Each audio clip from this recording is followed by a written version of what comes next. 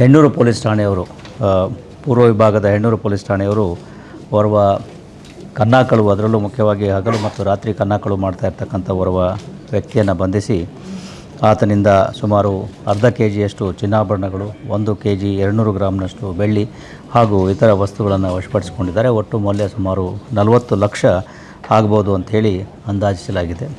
ಈ ಪತ್ತೆ ಕಾರ್ಯ ಆಗಿರ್ತಕ್ಕಂಥದ್ದು ಜುಲೈ ತಿಂಗಳಲ್ಲಿ ಆಗಿರ್ತಕ್ಕಂಥ ಒಂದು ಹಗಲು ಕನ್ನಾಕಳು ಪ್ರಕರಣದ ಒಂದು ತನಿಖೆಯಲ್ಲಿ ತಾಯಿ ಮತ್ತು ಮಕ್ಕಳು ಮನೆಗೆ ಬೀಗ ಹಾಕ್ಕೊಂಡು ಹೊರಗೆ ಹೋಗಿ ಸಾಯಂಕಾಲ ಬಂದಾಗ, ಅಂದರೆ ಜುಲೈ 20ರಂದು ಆಗಿರ್ತಕ್ಕಂಥದ್ದು, ಮನೆಯ ಮುಂಬಾಗಿಲಿನ ಬೀಗವನ್ನು ಮುರಿದು ಈ 20 ಗ್ರಾಮ್ ಚಿನ್ನ, 200 ಗ್ರಾಮ್ ಬೆಳ್ಳಿ ಮತ್ತು ಇತರ ಪದಾರ್ಥಗಳನ್ನು ತೆಗೆದುಕೊಂಡು ಹೋಗಿರ್ತಾರೆ.